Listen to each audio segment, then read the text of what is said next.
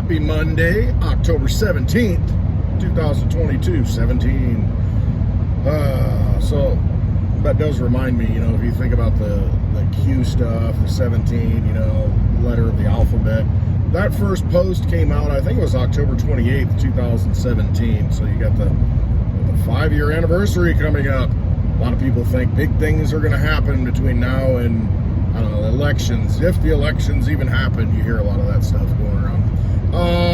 Probably going to happen.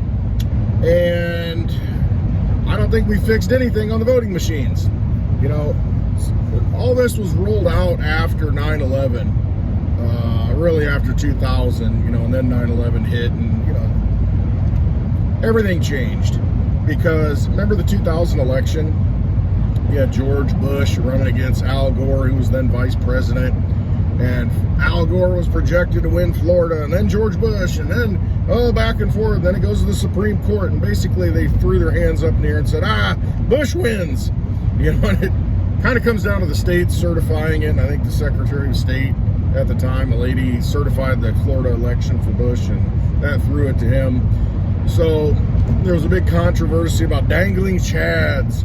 This thing's crooked. Sorry, I'm in the DigiByte 2, the newer one, and the mount's not as good. It's like off center here. So like Dukes of Hazzard driving on 2 wheels. You've got everybody in a panic, and the dangling chad, and they're showing it on TV, because it used to be you'd put a card in and you'd punch it, and then it would punch the little chad out, the little flap, and then that'd be who you voted for. That's the one you selected with like a punch pin. And they said, they look at the cards and examine it, and I don't know who, and they made a big controversy. It's like OJ and the glove, it won't fit, it won't fit. If the glove don't fit, you got to acquit. But it was a big scene, and what happened was, the result of that problem, and everybody reacted, like, something's got to be done. And then the solution was, of course, electronic voting machines. And then we later find out that they're easily hacked, and a lot of them are connected to the internet when they're not supposed to be, and just a lot of issues with it. Well, we've not solved that problem. We've got former president claiming there was election fraud, and now 2 years later we're voting again. Has anything changed? Are we voting with machines with any more integrity than we did in 2020 or even 2004? Problem is, these are private companies, and then you look, maybe these private companies are aligned with certain political parties, and some influence, and code gets changed here and there. I mean, it's been proven time and time again that they're not trustworthy, these voting machines. Not all of them, but some of them, maybe enough of them that you can swing an election. That is dangerous, because that is not what we think we're doing. We think, we have a voice, we're picking the right people. But then you look at the people who are in, and you think, how'd they get in? How'd that guy get that many votes?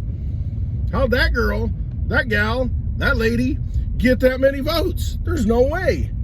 And it's just, then you start looking at it and you think, it's digital, it's electronic, it's code. If someone has access to that code, things can be changed. So we're coming up upon that selection season, to where somebody's going to select the next leaders, the next people to lead us into oblivion.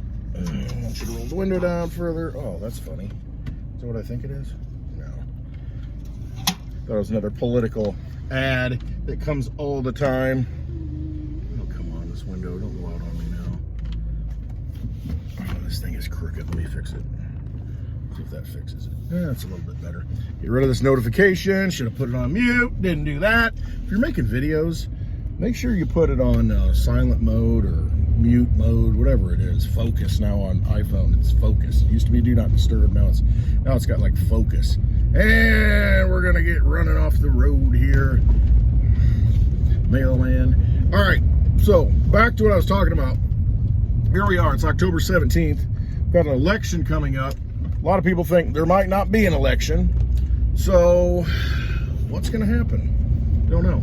We got Tulsi Gabbard. She's come out and said, the Democratic Party has left me, kind of like Reagan did. He says, I didn't leave the Democratic Party left me. And it's the same kind of thing here with Tulsi Gabbard. She's got certain values, and she's an interesting person if you look into her. I mean, there's a lot of things that she says I kind of agree with. She seems to have that more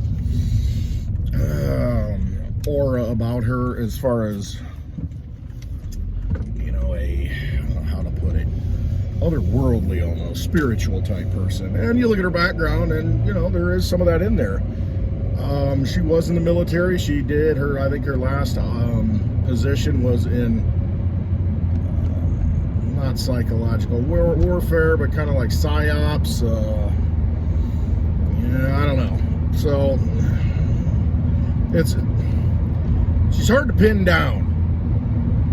However, she's out there and seems to be poised to make a run for the presidency. She did that under the Democratic ticket and didn't make any friends in the Democratic Party. However, as an independent or a third-party candidate, with a strong third party, you never know. And she's kind of got that Obama-esque nature about her, to where everything, I gotta sneeze. Holy cow, Gesundheit, health. She's kind of got that Obama nature, to where, before he ran, he was hard to pin down, said all the right things, was a great speaker,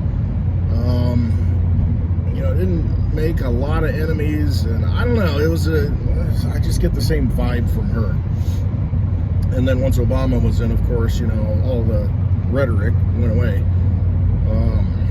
So anyway, you got to judge the tree by the fruits. The main thing with her and any candidate for me at this point is, are they an advocate of sound money? We're at a point where $31 trillion in debt that we supposedly owe, this government supposedly owes. At what point do you say is enough is enough? When it's 100 trillion? When it's a quadrillion? It just kind of doesn't matter anymore. And I mean, that's a direct result of what you're seeing right now with inflation. You print all that money up, you create all that money, and it goes into the system, and it's going to drive the price of things up. It's just how it is. So until we get on that path of sound money, and what do I mean by sound money? I mean money that exists on its own. Money that exists outside of a government mandate. Because if you look at your bills right now, your Federal Reserve notes, not dollars, they come out of a private bank, not the U.S. Treasury. If you look at that, it says, backed by the full faith and credit of the United States, all debts, public and private, all that crap. Because the government has to tell you that it has value. It's government money. It's their monopoly money. It's their vampire casino money. You don't have to, if you have sound money, it doesn't matter what the government says. Everybody accepts it because they know it has a real value to it. It has certain qualities that everybody recognizes. Gold for thousands of years. Everybody recognizes gold is valuable. You can't destroy it, and put it at the bottom of the ocean. It doesn't rust. So people have seen it as money for a long time because of certain value, principles, properties, whatever. Silver, same way. And now you've got digital currencies like Bitcoin, Litecoin, DigiByte, Dogecoin. Not so much Dogecoin. I mean, it is and it isn't. It's just got an unlimited supply. But you've got a when no work. You've got a situation where the government has printed so much money right now that unless you have a candidate that comes up and addresses that, like a Ron Paul candidate who says, listen, the problem's the money. The fact that they can create all this money, this is why you have so many problems. This is why you have Homeland Security. This is why you have all this money and all these agencies that get created out of nothing when they're really not necessary. Like Ron Paul said, he's like, hey, the FBI, had all kinds of warnings before 9/11 about planes and, attacks on the World Trade Center and different built targets, and nothing was done about it because nobody acted upon it.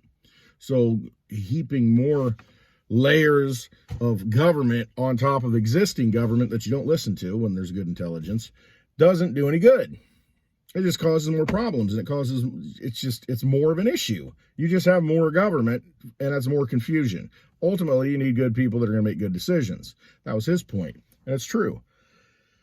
But when you print all this money, you create all this money, and you put yourself in a debt-based situation because the money's all debt-based, and when you're that far in debt, you owe that much money. That's just money out of the budget that is going to be spent on interest. Nothing. Go get a home loan right now. Look at the interest that you're paying.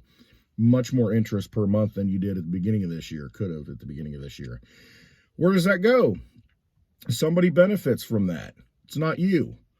So you've got to get into a situation where you've got sound money that exists outside of government, because then if the government tries to screw you over, it doesn't matter.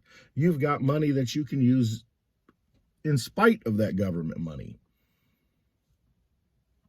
I mean, if the government fails, all of those notes that you have, all of those dollar-denominated assets that you have kind of fail, unless you've got physical possession of them. They go away. And so if you have gold, if you have silver, if you've got money outside their system, like Bitcoin, like Litecoin, like these sound cryptocurrencies that run on their own network completely outside of government or central banking, if you have those things, then you actually have an asset that exists and stands on its own. You have sound money.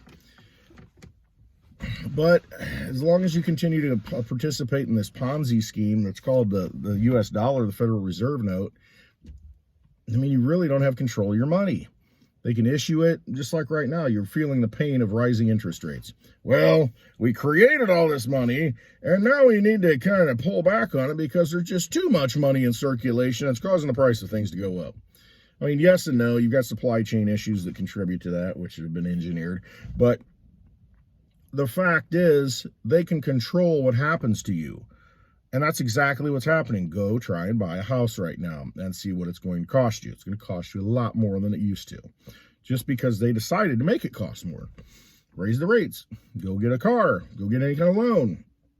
And you're going to see that it's going to cost you more. See, they manipulated your energy at that point because you work for those Federal Reserve notes, and they're, messing with the supply of them. So they've basically messed with you and everything you do every day, all your energy, all your work. So at some point that could go away, could get destroyed. Ask South American countries. It happens all the time. Their currencies collapse and they start over. Nothing out of the ordinary. What if that happens here? What are you going to hold? What are you going to have at that point? If it's tied to the Federal Reserve note and that's what gives it value, I mean, bye-bye. It's gone. Goodbye. See ya. Wouldn't want to be ya.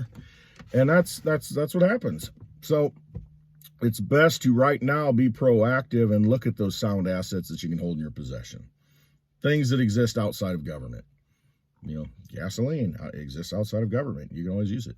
Gold exists outside of government. You can always use it. Silver, Litecoin, all these things that stand on their own, have their own use. So those are the things I'd be looking at. Don't know. We'll see what the election brings. To me, it's just kind of changing the set on the theater. I don't have a lot of faith in whoever comes in at this point. And the only thing that can really save us, I think, is ourselves. And that's why we have to look at sound money, owning things, possession of your assets, have them paid and clear, and own them as much as you can. I know you own a house, and if you don't pay the property tax, the sheriff will come take it, which I think is wrong, because you have the right to life, liberty, and land. Life, liberty, and property. That's what it was before it was life, liberty, and the pursuit of happiness. But the concept was life, liberty, and property. I believe it was John Locke who proposed that. So you try and own as much as you can. You try and not play in that vampire casino as much as you can. Think of the things that are detached from that system that you can hold, that they really, they can't mess with. It exists outside that system. Those are the things you really want. In my opinion, I trust my gut, and that's what my gut tells me. But those are things I think we should all look at. because we know, it's so uncertain right now economically and politically and on the war front. And then you've got an election in the middle of it. So we'll see what happens. But just be prepared. Just be prepared. Trust yourself at this point. You think you need it, you should have it in your possession. If you're in bed at night and you're thinking, oh man, I wish I had one of those, or oh, I should probably have more of this, and it's bothering you that you can't sleep, you probably ought to go get it. Just saying. All right. Hope you have a wonderful Monday. Have a great week. Love you all. Thanks for watching. And always trust yourself. Always trust yourself. All right. Love you.